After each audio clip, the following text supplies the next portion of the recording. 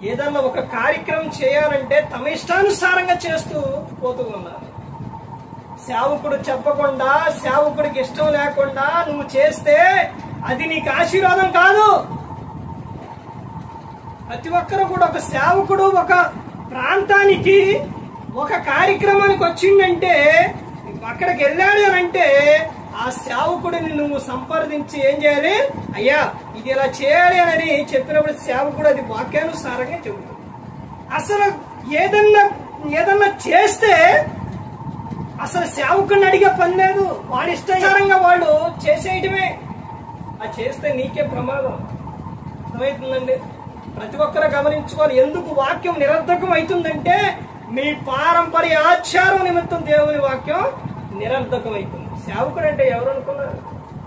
దేవుడు పిలుచుకున్న వ్యక్తి, దేవుడు ఏర్పరచుకున్న